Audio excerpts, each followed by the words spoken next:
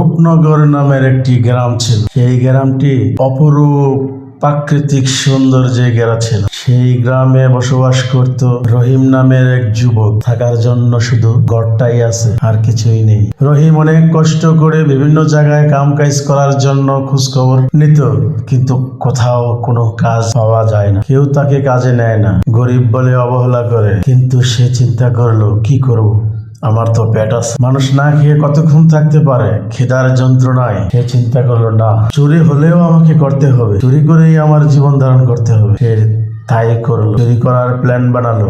আজ থেকে সে চুরি করবে। চুরি করতে করতে আজকে সে 25 বছরের যুবক হয়ে গেছে। সে বলতেছে, অনেক বছর ধরে চুরি করতেছি, লুটা বদনা, পরের বাড়ির ঝাড়ু, এই সেই জোতা, এগুলা চুরি করতে করতে আর ভালো লাগে না। বড় কোনো ডাইং মারতে পারলে জীবনে আর কিছু দরকার হবে না। দেখি কোথাও একটা ডাইং মারা যায় কিনা। হঠাৎ চিন্তা করলো, এই গ্রামের সবচেয়ে বড় লোক জমিদার বাড়ি, ওদের বাড়িতে যদি ঢুকতে পারি তাহলে অনেক সোনাদানা নেওয়া যাবে ওদের বাড়ি থেকে। জমিদার বাড়িতে চুরি করবে, এটাই তার প্ল্যান হয়ে গেল। যেই কথা সেই কাজ। রাত্রি যখন গভীর হলো, 12টার পরে গ্রামের সবাই ঘুমে গেছে, তখন সে এন্ট্রি নিল জমিদার বাড়ির গেটের সামনে। উকি মেরে দেখলো বাড়ির কি হালত, কি অবস্থা। বাড়ি ঘরে সবাই ঘুমিয়ে আসছে, নিস্তব্ধ। প্রহরীরা ঘুরে ঘুরে দেখে কিছুক্ষণ অপেক্ষা করলো, ঘন্টাখানেকের মতন। এবার যখন রাত্রি 1টা থেকে 1:30 বাজতে শুরু করলো, তখন কিছু কিছু প্রহরীরা ঘুমিয়ে গেছে, কিছু কিছু প্রহরীরা ঘুমের ভাব চলে আসছে। সে বললো, এটাই আমার আসল সময়, এই সময়টাই কাজে লাগাতে হবে। সে বাড়ির পাশে চলে গেল, দেয়াল গিয়ে বাড়ির ভিতরে ঢুকলো। ঢুকেই দেখে একটি রুম। সেই রুমে ঢুকে পড়লো। ঢোকার পরে তার পকেট থেকে টর্চ লাইট যখন জ্বালালো, দেখলো সেই ঘরের খাটের মধ্যে একটি সুন্দর রমণী মেয়ে, পরীর মতন সৌন্দর্য। এমন সুন্দর মেয়ে জীবনে আর সে কখনো দেখেনি। সেই মেয়েটা খাটের মধ্যে ঘুমিয়ে আছে। কে এই মেয়েটা? এই মেয়েটা কি জমিদার বাড়ির মেয়ে, নাকি জমিদার বাড়ির কেউ কিছু হবে? যাই হোক, সে আগে এত সুন্দর কখনো মেয়ে দেখেনি। সেই মেয়েটার দিক থেকে চোখের পলকই ফেলতে পারতেছে না। লাইটের আলো পড়ে মেয়েটির চোখে। মেয়েটি হঠাৎ করে জেগে উঠলো। জেগে চেয়ে দেখে তার মাথার উপরে একটি ছেলে হা করে দাঁড়িয়ে তাকিয়ে আছে তার চেহারার দিকে। তখন সে বলল, কে তুমি? কি চাও? আমার রুমে আসলো কেন? কি তোমার পরিচয়? কোথা থেকে এসেছ? এক ধরনের চমকে গেল। তখন রহিম বলল, আমি একজন চোর, আমি চুরি করতে আসছিলাম তোমাদের বাড়িতে। এই বাড়িতে আমি চুরি করব সে উদ্দেশ্য নিয়ে আসছিলাম। মেয়েটি বলল, চুরি করবে তো চুরি না করবা, তুমি আমার দিকে তাকিয়ে আছো কেন? যা যা নেওয়া শোনা করা সব নিয়ে চলে যাও। তবুও তুমি আমার দিকে এভাবে তাকায় না, আমার ভয় লাগে। রহিম বলল, আমার জীবনে তোমার মতন এত সৌন্দর্য মেয়ে কখনো দেখিনি। অপরূপ সৃষ্টি দিয়ে বিধাতা তোমাকে নিজ হাতে সৃষ্টি করেছে। তার সৃষ্টি দেখে আমি আর দৃষ্টি ফিরাতে পারিনি। খুব সুন্দর তুমি। এমন সুন্দর একটা মেয়ে যদি আমার জীবনে পাইতাম, তারে বউ বানিয়ে তার হাতটি ধরে সারা জনম পাশাপাশি থাকতাম। জমিদার বাড়ির মেয়েটি বলল, সব কথা, চোরের মুখে আবার রাম না। তুমি না চোর, চুরি করতে আসছো। তুমি এখন উল্টা পাল্টা স্বপ্ন দেখছো কেন? তুমি যাও, চুরি করতে আসছো, চুরি করে নিয়ে যাও। চোরদের মুখে সমস্ত কথা মানায় না। একটা চোরকে কে পছন্দ করবে? আমার কি দায় পড়েছে তোমার মতো চোরের সাথে আমি কথা বলবো? তোমার মতন চোরকে আমি বিয়ে করব? প্রশ্নই ওঠে না। এভাবেই ওরা অনেকক্ষণ কথা বলতে লাগলো। এক শেষে তাদের আমদম শুনে এক প্রহরী আসতেছিল। তখন জমিদার বেটি, তার নাম ছিল আয়েশা। আয়েশা বলতেছে, এই চোরা, তুই কি চুরি করবি? যা যা নেওয়ার নিয়ে পালা, ওই দেখ প্রহরী আসতেছে। চোর আয়েশার কথা শুনে একদম অবাক হয়ে গেল। চোরকে মানুষ ধরিয়ে দেয়, কিন্তু সে আমার না ধরাইয়া বলতেছে যা যা নেওয়ার জন্য নিয়ে পালা, প্রহরী আসতেছে। তাহলে কি সে কি আমাকে ভালোবাসতে শুরু করলো? ঠিক আছে মেয়ে, আমি আজকে চলে যাচ্ছি, কিছুই নেব না, আমি আবার আসবো। এই কথা বলে সে দৌড়ে জানালা দিয়ে পালিয়ে গেল। চোর যখন চলে গেল, তখন সে সারা রাত সেই থেকে তার ভাবনা কেড়ে নিল। চোরের কথাই ভাবতেছিল, বাহ, একটা চোর এত সুন্দর করে কবিতা আবৃত্তি করতে পারে, এত সুন্দর করে কারো প্রশংসা করতে পারে। এরকম প্রশংসা তো কেউ আমার জীবনে কেউ আগে করেনি। করবি বা কিভাবে? কেউ কি আমার দেখছে নাকি? আমি তো এই 4 দেয়ালের ভিতর থেকে কখনো বাড়তেই পারিনি। আর মানুষ এত সুন্দর করে কথা বলতে পারে, এটা তো খারাপ না। চোর হলেও তার সুঠাম দেহের অধিকারী। কত সুন্দর, কত লম্বা চোরা, আমার মনটা তো সে কেড়ে নিল। আর তার কথা বলার কত সুন্দর ভঙ্গিমা।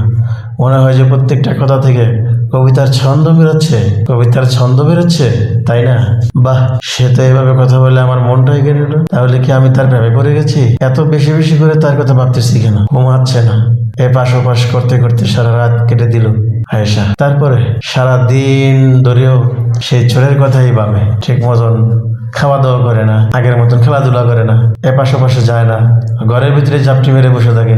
এরপরে রাত্রে আসলো। রাত্রে আসার পরে সে জেগে আছে, চোর বুঝি আজকে আসবে, আমি জেগে থাকি। আয়েশা জেগে থাকলো। ঠিক ওই চোর রাত্রের 1:30 থেকে 2টা এর ভিতরে ঘরে প্রবেশ করল। আয়েশা দেখে বলতেছে, তুমি আবার চলে আসছো? তোমার সাহস তো কম না, আমি কিন্তু এবার চিৎকার করব। এবার রহিম বলল, করো তুমি চিৎকার, তোমাকে দেখার দরকার ছিল, আমি দেখতে এসেছি। কালকে তোমাকে দেখার পর থেকে আমি আর ভালো নেই। কোনো কাজ করে শান্তি পাচ্ছি না, ঘুমায় শান্তি পাচ্ছি না, খেয়ে শান্তি পাচ্ছি না। সারাক্ষণ আমার চোখে চোখে তুমি ভাসছো, তাই তোমাকে দেখার জন্য আবার ছুটে আসলাম। তোমাকে দেখা শেষ, আমি চলে যাচ্ছি, তবে আমি আবার আসবো, প্রতি রাত্রে আসবো। এবার আয়েশা বলল, এই শোনো, তুমি চুরি করো কেন? তুমি তো সুন্দর, স্মার্ট, অনেক সুন্দর করে কথা বলতে পারো, এত গুছিয়ে কথা বলতে পারো, তাহলে তুমি কোনো কাজ করতে পারো না, চুরি করো কেন? তোমার চুরি করার কারণটা কি আমার বলবা? সে বলল, আমাদের অনেক জমি জমা ছিল, টাকা পয়সাও ছিল। আমার পিতামাতা অনেক অসুস্থ ছিল, সেজন্য তাদের চিকিৎসা করাইতে গিয়ে আমার সকল জমি জমা বিক্রি করে ফেলি। থাকার জন্য শুধু একটা ঘর আছে, সেই ঘরে আমি থাকি, আর রাত্র হলে চুরি করে আমার জীবিকা নির্বাহ করি। এটাই আমার জীবন কাহিনী। শোনো, তোমাকে আমি ভালোবেসে ফেলেছি। তুমি কালকে চলে যাওয়ার পর থেকে তোমার কথাগুলো সারাক্ষণ আমার কানে বাজতে থাকে, তোমার ছবিটা আমার চোখের মধ্যে ভাসতেছিল। কালকে তুমি চলে যাওয়ার পর থেকে আমি ঘুমাইতে পারিনি, সারা দিনও আমি তোমার কথাই ভেবেছি। এখনো রাতের বেলা আমি ঘুমাই নাই, তোমার কথাই ভাবতেছি, তুমি কখন আসবে, তুমি কখন আসবে। শোনো, তুমি কি পারো না এই চুরি বাদ দিতে, এই চুরি বাদ দিয়ে আমাকে নিয়ে সংসার করতে? রহিম বলল, হ্যাঁ অবশ্যই। জীবনে আমার টাকা পয়সা কিছুই নেই, কিন্তু তোমার মতন একটা মেয়ে পেয়েছি। তোমার সৌন্দর্যের দিকে তাকিয়ে, তোমার সুন্দর চেহারা দিকে তাকিয়ে সারা জীবন কাটিয়ে দিব। আর কখনো চুরিদারি করবো না, কথা দিলাম। হাত ধরে কথা দিলাম, আজকের পর থেকে আর চুরি করবো না। আমি প্রতি রাত্রে আসবো চুরি করে শুধু তোমাকে দেখার জন্য। এতটুকু পারমিশন তো আমাকে দিবে? আয়েশা মুচকি হেসে বলল, ঠিক আছে জানো, তুমি আজকে যাও, আবার প্রহরীরা টের পেয়ে যাবে। এভাবেই তাদের গোপন প্রেম শুরু হলো, গোপনেই চলতে থাকলো। প্রতি রাত্রেই রহিম চুরি করে ঘরে ঢুকতো এবং জমিদার বেটির কন্যার সাথে এভাবেই কথা বলতো। তার ঘর থেকে বেরিয়ে যাওয়ার সময় প্রহরী দেখে ফেললো কেউ একজন ঘর বাড়িতে ঢুকছে। চোর চোর বলে যখন তাড়া দিল, জমিদার বেটা দৌড়ে উঠলো। কার এত বড় স্পর্ধা, আমার বাড়িতে চুরি করার জন্য আসে, একবার পাইলে শালাকে গুলি করে মেরে ফেলবো। আয়েশার মনে কর্নারা দিল, রহিম কি ধরা পড়ে গেল? যদি ধরা পড়ে যায় তাহলে তো আমার বাবা যে রাগী, তাকে গুলি করে মেরে ফেলবে। রহিম ওখান থেকে কোনো না কোনো ভাবে পালিয়ে গেল। সে এরপর থেকে টানা 4-5 দিন আর জমিদার বাড়িতে ঢুকলো না। সে চিন্তা করলো, যাক, জমিদার বাড়িতে এখন কয়দিন না যায়, তারপরে যাবো না। কিন্তু এদিকে আয়েশা প্রতিদিন তার জন্য অপেক্ষা করতে করতে 4-5 দিন অপেক্ষা করতে করতে ক্লান্ত হয়ে গেল। সে আসে না। এদিক দিয়ে সেও তো বাহিরে বার হতে পারে না, তার ঠিকানা জানে না, সে কোথায় থেকে আসে, শুধু নামটা জানে রহিম। তারপরে বেশ কয়েকদিন কেটে যাওয়ার পরে হঠাৎ করে রাত্রে 2টার সময় আয়েশা তার কথাই ভাবতেছিল, একটা বাহিরে শব্দ পেল। তারপরে সে দরজা খুলে বাহিরে গিয়ে দেখলো একটা চিঠি বারান্দার সামনে করিডোরের মাঝে পড়ে আছে। চিঠিটা নিয়ে পড়তে শুরু করলো। দেখলো যে রহিমের লেখা, জানো কেমন আছো, হয়তো তুমি ভালো নেই, জানো আজকে কদিন ধরে তোমাকে দেখতে পারি না, আমিও ভালো নেই। এই পৃথিবী ছেড়ে চলে যেতে পারো, কিন্তু এই পৃথিবীতে একটা নিঃশ্বাসও তোমাকে না দেখে নিতে পারবো না। তোমাকে ছাড়া আমি এক মুহূর্ত বাঁচতে পারবো না। তোমাকে দেখার জন্য মন পাগলের মতো হয়ে আছে। ওই দিন কিন্তু আমি প্রহরী হাতে ধরা খেতে খেতে ভয়ে বেঁচে গেছি, সেই ভয় আর এখন আর যাই না। জানো, তোমাকে একটা রিকোয়েস্ট করবো, শুনবা? তুমি নদীর পাড়ে আসতে পারবা? তোমাকে একটু দেখবো, তারপরে আবার চলে যাইও। দেখো, যদি সম্ভব হয় আসো। আমি তোমার জন্য এখানে অপেক্ষা করব, ভোর পর্যন্ত, ফজর পর্যন্ত অপেক্ষা করব। পারলে তুমি এসো, আর না পারলে আমি ভোর পর্যন্ত অপেক্ষা করে চলে যাব, বুঝবো যে তুমি আসতে পারো নাই। ইতি, তোমার চোরা প্রেমিক রহিম। আয়েশা চিঠিটাকে নিয়ে খুব বারবার চুমু খাচ্ছে আর চোখের জল ফলাচ্ছে। অবশ্যই যাব জানু, অবশ্যই আমি যাব না কেন, অবশ্যই আমি যাব।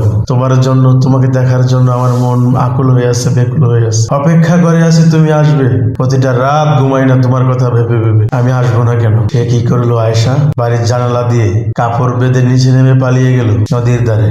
গিয়ে দেখলো তার রহিম দাঁড়িয়ে আছে। জড়িয়ে ধরে রহিমকে চুমু খেলো। এই পৃথিবীতে একটাই তো তুমি মরে গেলে আমার কি হবে? মরার কথা আর কখনো বলবে না।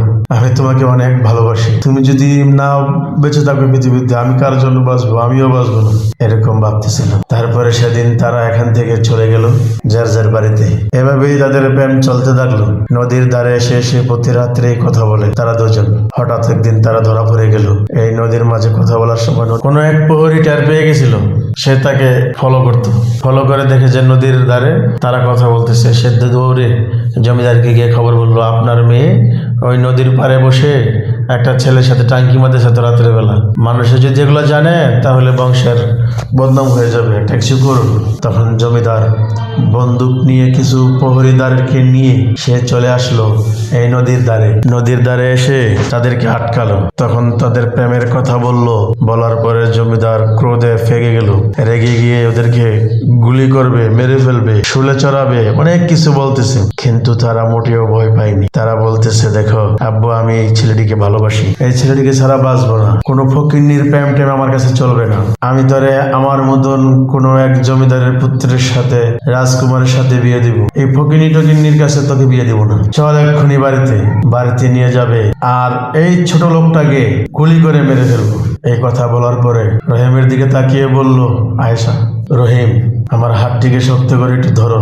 এখান থেকে বাঁচার উপায় হলেও নদীতে ঝাঁপ দেয়া, আর না হলে আমাদের কোনো বাঁচার উপায় নেই। আমার বাবা খুব খারাপ লোক, আমাকে নিয়ে যাবে আর তোমাকে গুলি করে মেরে ফেলবে। এখন আমরা কি করব? চলো আমরা এখানে এই নদীতে ঝাঁপ দিই। আমরা যদি জীবনে একসাথে বেঁচে থাকতে না পারি, অন্তত একসাথে মরতে তো পারবো। এই কথা বলে তারা একে অপরের হাত কি শক্ত করে ধরে নদীতে ঝাঁপ মারলো। নদীতে তীক্ষ্ণ স্রোত ছিল, স্রোতে ভেসে গেল। তারা সাঁতার জানতো না, হাবুডুবু খেতে লাগলো, পানি খেতে লাগলো। পানি খেয়ে একটা সময় অচেতন হয়ে পড়লো নদীর স্রোতে ভেসে। কোনো এক চর পড়েছিল, সে চরের মধ্যে যাইয়া তারা ভেসে উঠলো। রাত্র যখন শেষ হয়ে গেল, আলোর ছায়া পড়লো, সূর্যের কিরণ রশ্মি সাত সকাল বেলা তাদের চেহারায় পড়লো। এমনিতেই আয়েশা চোখ খুলে জেগে উঠলো। তখন তার প্রেমিকা রহিমকে খুঁজতে শুরু করলো। তার থেকে একটু দূরেই রহিম পড়েছিল। সে ভাবছে রহিম মারা গেছে। গিয়ে দেখে শ্বাস নিঃশ্বাস চলতেছে, অচেতন হয়ে গেছে। তার চেহারায় পানি দিল, পেটের মধ্যে চাপা দিয়ে তার পেট থেকে পানি বের করলো। তারপরে রহিমকে নিয়ে একটু নিরালায় গেল। আমরা কোথায় এসে গেছি, কোথায় আসছি চিনতে পারতেছে না। চতুর্দিকে শুধু খালি নদী আর নদীর ঢেউ। ওই কোনো নৌকা নেই, চতুর্দিকে কোনো জনমানব নেই, কোনো গ্রাম নেই, কোনো কিছুই নেই। চতুর্দিকে শুধু নদী আর নদীর মাঝখানে এই ব্রিজে তারা আছে। এই চরের মধ্যে তারা এসে উঠলো। এখানে শুধু কাশবন আর কিছুই দেখা যাচ্ছে না। তারা কিছুটা ভয় পেয়ে গেল। তারপরেও ভাবলো নদীর মাঝখানে এখানে কোনো বন জঙ্গল না, এখানে কোনো পশু পাখি, কোনো প্রাণী, বাঘ কিংবা অন্যান্য ক্ষতিকারক প্রাণীও থাকতে পারে কিনা জানি না। তারা পুরো বীজটাকে পর্যবেক্ষণ করলো, কিছুই পেল না। এই বীজটা মানে চরটা ওদের কাছে অনেক ভালো লাগলো। মনে হয় এটা বসবাসের উপযোগী। কি করবে? এখানেই থাকতে হবে, আর কোনো উপায় তো নাই। একবার তারা মাছ মারার জন্য পানিতে নামলো। হঠাৎ করে তাদের পায়ে কিছু একটা বাজলো। রহিম পানির নিচে বাক্সের মতন কিছু একটা আছে, সেটাকে দুজনে মিলে টেনে উপরে আনলো। এনে দেখে একটি কাঠের বাক্স, ছোট্ট একটি তালা জং ধরে আছে। সেই কৌতূহলবশত সেই তালাটা খুললো। এটার ভিতরে কি আছে দেখার জন্য। দেখলো এটার ভিতরে একটি স্টিলের একটি ট্যাঙ্ক আছে, মানে স্টিলের আরেকটি বাক্স। স্টিলের বাক্সের ভিতরে একটি তালা ছিল। ওই তালাটাও খুললো। খোলার পরে দেখলো ওইটার ভিতরে সোনা দানা, হীরা জহরত, কিছু স্বর্ণের কয়েন, কিছু টাকা পয়সা ছিল। ওরা এগুলা পেয়ে খুশি হয়ে গেল। উপরের দিকে তাকিয়ে আল্লাহকে ধন্যবাদ দিতে শুরু করলো। তারা অনেক খুশি হয়ে গেল। তারা একে অপরকে বলতেছিল, আল্লাহ পাক আমাদের মুখের দিকে তাকিয়েছে, আমরা এখানে বসবাস করতে শুরু করব, এখানেই থাকবো, এগুলা দিয়ে আমরা ভবিষ্যৎ গড়ব। এই বলেই তারা আনন্দে আত্মহারা হয়ে গেল। তখন থেকে তারা এই বীজেই ঘর তুলল। এই কাশফুলের গাছ দিয়ে তারা ঘর বাঁধলো। সেই ঘরেই তারা বসবাস করতে লাগলো। খিদা পেলে মাছ মারতে যায়। এভাবেই তাদের জীবন চলতে লাগলো। অনেক দিন হয়ে গেল। এইদিকে জমিদার বেটা মেয়ের শোকে পাগল হয়ে গেল। আমার আভিজাত্যের অহংকারের কারণে তাদের প্রেম মানতে পারি নাই, সেই জন্য আমার মেয়েটা পানিতে ঝাঁপ দিয়ে মরে গেল কি নাকি আজও বেঁচে আছে তাও জানি না, কোনো খোঁজখবর নাই। সে গ্রামে গ্রামে অ্যালার্ট জারি করে দিল, আমার এই মেয়ে কোনো যদি কেউ খবর পাও তাহলে তার খবরটা আমাকে দিবা। তার জন্য একদিন আয়েশা রাত্রের বেলা আকাশের দিকে তাকিয়ে বসে আছে। হঠাৎ করে বাবা মায়ের কথা মনে পড়লো, চোখের জল চলে আসলো। বাবা মাকে খুব মিস করছে এরকমই। তখন সে ভাবলো কি করা যায়, বাবা মাকে একটা চিঠি লিখবো, কিন্তু বললো এখানে চিঠি কোথায় পাবো। হঠাৎ করে দেখলো একটি তক্তা এনে তক্তার মধ্যে কয়লা দিয়ে লিখলো একটা চিঠি। চিঠির মধ্যে লেখা ছিল, যে ব্যক্তি আমার এই চিঠিটা পাবে তার কাছে আকুল আবেদন এবং মিনতি রইল যেন এই চিঠিখানা আমার বাবা জমিদারের কাছে পৌঁছানো হয়। রূপনগরের জমিদার আমার বাবা। আমরা একটা ব্রিজে আটকা পড়েছি, এখানে আছি, এখান থেকে যেন আমাদেরকে উদ্ধার করে, এরকম একটা চিঠিতে লেখা ছিল। এবং লাস্টে আরো লেখা ছিল, বাবা জানি না এই চিঠিখানা পাওয়ার পরে তোমার অ্যাকশন হবে নাকি রিয়াকশন হবে, তবে আমি আমার প্রেমকে জয় করার জন্য নদীতে ঝাঁপ দিয়েছি। আমি বেঁচে আছি বাবা, আমি অনেকটা বেঁচে আছি, এখানেই আমরা বসবাস করতেছি। বাবা তোমাকে অনেক মিস করতেছি, মাকে অনেক মিস করতেছি, আমি তোমাদেরকে অনেক কষ্ট দিয়েছি, পারলে ক্ষমা করে দিও। এই কথাটা শোনার পরে এই কথাটা লিখিস আয়েশা কেটে দিল। তারপরে চিঠিটা তক্তাটা নদীতে ভাসিয়ে দিল। নদীর স্রোতে ভাসতে ভাসতে ভাসতে ভাসতে ভাসতে ভাসতে এই চিঠিটা একটা জেলের হাতে গিয়ে পড়লো। জেলে এই তক্তাখানা এনে দেখলো তক্তার মধ্যে লেখা আছে এরকম। দৌড়ে সে ওই জমিদার বাড়িতে চলে গেল। জমিদার বাড়িতে গিয়ে বলল, জমিদার সাহেব আপনার জন্য একটি সুখবর আছে, এই চিঠিটা আপনার মেয়ে পাঠাইছে, আমি নদী থেকে কুড়িয়ে পাইছি এই তক্তাখানা, এখানে আপনার মেয়ে চিঠি লিখেছে, সেটা এখানে লেখা আছে। জমিদার বাবু চিঠি পড়ে অস্ত্রসিক্ত হয়ে গেল তার চোখ। মারে আমি তোর বাবা, আমার অর্থ আভিজাত্যের কারণে অহংকারের কারণে তোর প্রেম মেনে নি নাই, সেই কারণে তুই নদীতে ঝাঁপ দিলে তুই বেঁচে আছিস, সেটা শুনে আল্লাহর কাছে শুকরিয়া। মারে আমরা তো বাবা, মেয়ের সুখই আমার সুখ, দেরি হলেও বুঝতে পারছি, আমি তোকে চাই, আমি তোকে ফিরিয়ে আনবো, তোদের আর এই বীজে থাকতে হবে না, আমি মেনে নিয়েছি তোদের প্রেম, তোরা চলে আসবি আমার এই জমিদার বাড়িতে, আবার নতুন করে বসবাস করবি, এখানেই থাকবি আমাদের সবার সাথে। জমিদার খুশি হয়ে ওই ব্রিজে চলে গেল। হঠাৎ করে রহিম দেখতে পেল ট্রলার আসলো, লঞ্চ ছাড়লো, সেই ট্রলারের মধ্যে অনেকগুলো মানুষ এবং সাথে জমিদার।